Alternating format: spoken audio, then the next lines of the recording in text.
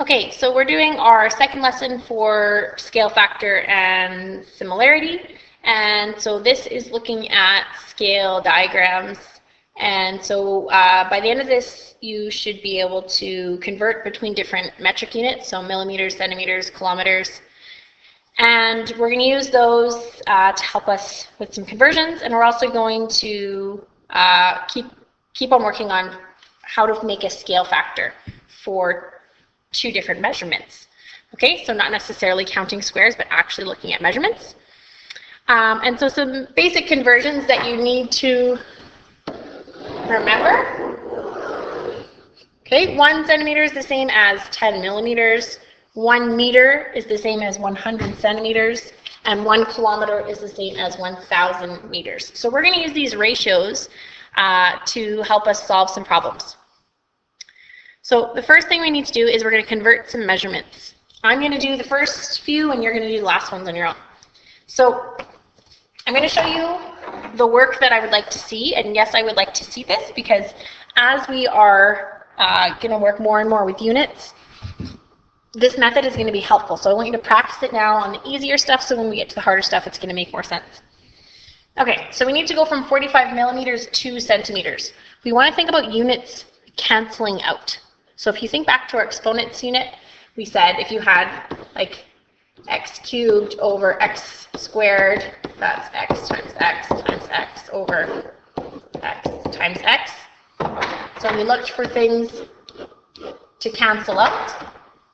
We're going to do the same, but now we're looking at units instead of a variable. So we have 45 millimeters, and we want to turn it into a measurement in centimeters. And so we need to set up our ratio in such a way that when we multiply it, millimeters cancels out. So the millimeters needs to go on the bottom. So if you look back at the top of your page, it says 1 centimeter is the same as 10 millimeters. So 1 centimeter is the same as 10 millimeters. Okay, so when we do this, the millimeters will cancel out and we'll get left with centimeters on top, and that's the unit that we want. So now we go 45 times 1 divided by 10, and we get 4.5 centimeters. The shortcut way is thinking, okay, well, we need to divide by 10, and so dividing by 10 is like moving the decimal place once to the left. But I do want you getting used to using the decimals. Please contact the office. All right, it's after school. We're going to get a few of those. Looking at the second one, now we need to go from meters to kilometers. So again, we're going to set up our ratio in such a way that the meters will cancel out and we get left with kilometers, the unit that we are interested in. So the ratio is 1 kilometer is the same as 1,000 meters. So kilometers goes on top and 1,000 meters goes on the bottom. The units that we don't want cancel and the units that remain are the ones that we're looking for. So we go 3,450 times 1 divided by 1,000. So that's the same as moving the decimal place 3 times to the left. So we get 3.450 or 3.45 kilometers. Okay, we'll do the third one together. 34.6 meters, and we want to turn it to centimeters, and the ratio is 1 meter is the same as 100 centimeters. So we need to times by 100 centimeters over 1 meter, so that way our units cancel out. And now we have 34.6 times 100 divided by 1. So 34.6 times 100, decimal place is going to go twice to the right. We get 3,460 centimeters. Okay, you are going to try those next 3 on your own, and we are going to check those together in class tomorrow. All right, it says the picture below is a scale diagram of grain nemesis longboard. The picture has been reduced using a scale of 1 to 19. What is the length of the board in real life? So the first thing we need to do is we actually need to measure what length we have in our drawing.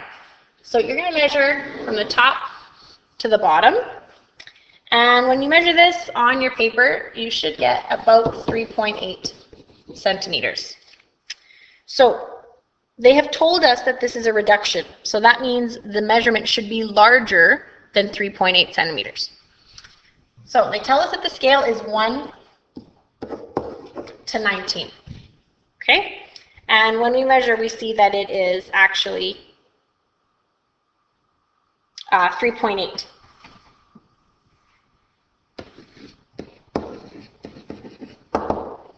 Okay, and so in order to keep the ratio equivalent or equal, we need to do the same thing on both sides.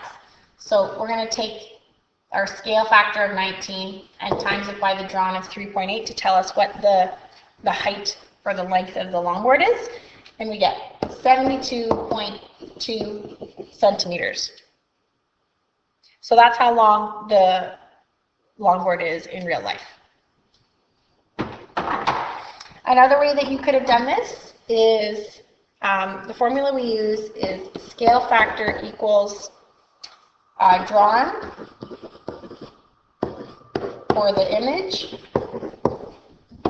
over the real. So in that case, we had 1 to 19 as our ratio, and we had drawn of 3.8 centimeters.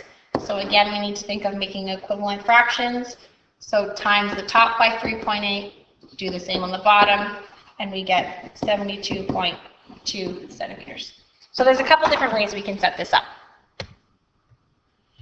Let's look at your next set of examples. Okay, an actual VW Beetle measures 2.8 meters in length. So hopefully you notice that this is a reduction. Okay, the image on your paper is not 2.8 meters long, it is much smaller. So they want to know what is the scale factor.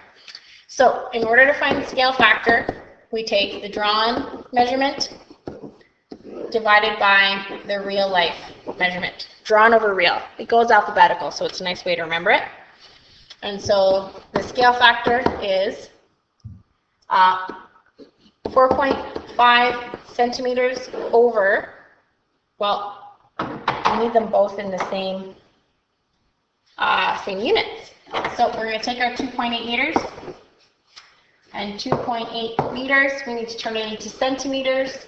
So we have 100 centimeters in 1 meter. Meters cancel out.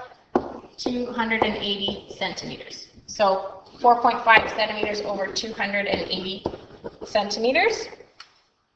And so then our scale factor, we can divide those. Hope you notice that the centimeters cancel out, so scale factor actually has no unit on it. We get 0.016. No units on a scale factor. Your unit should cancel out when you are looking for a scale factor. If they don't cancel out, you have done something wrong. Okay, next one. Stewie and Brian have decided they want to go on a road trip to Edmonton to see West Edmonton Mall. The map they have used uses a scale of 1 to 4,750,000. If the distance between Calgary and Edmonton is 6 centimeters on the map, how far do they have to drive? So, keeping in mind a ratio is drawn to real. So 1 centimeter drawn on the paper is 4,750,000 centimeters in real life, or 1 meter is that many meters in real life. It doesn't matter what units you use, the ratio still stays the same. So in this case, they're telling us that it's in centimeters. So they're saying that this is 6 centimeters. So we want to know what actually is the distance. How far do they have to travel? Well, we know Edmonton is 3 hours away, so that's about 300 kilometers away, so our answer should be close to 300 kilometers. So the way that we do this, figure out what our factor is, and so we've times by 6, so we need to do the same on the other side. So 4,750,000 times 6 gives us this. centimeters. So 28,500,000 centimeters. We don't measure in centimeters, we measure in kilometers, so we're going to put our units into kilometers. So 28,500,000 centimeters, and we need to turn it into kilometers. So I'm going to go to meters first, and then from meters to kilometers. So in 1 meter, there are 100 centimeters. So now the centimeters are going to cancel out. And then I'm going to need to cancel out the meters to get kilometers. And 1 kilometer is the same as 1,000 meters. And now meters will cancel out, and so the only units that are left are kilometers. So I have 28,500,000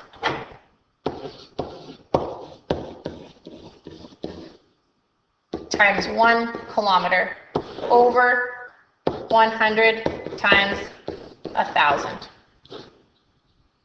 So we're dividing by 1, 2, 3, 4, 5 zeros. That means we're going to cancel out that many place values. So 1, 2, 3, 4, 5. We get 285 kilometers. Just under 300, so about 3 hours traveling. Okay. Last example says the distance from Vancouver to Halifax in real life is 5,790 kilometers. The distance on the map is 14 centimeters. Okay, so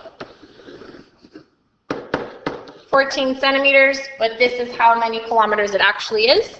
So according to the map, how many kilometers does 1 centimeter represent? And what was the scale factor used? You're going to try those on your own as well.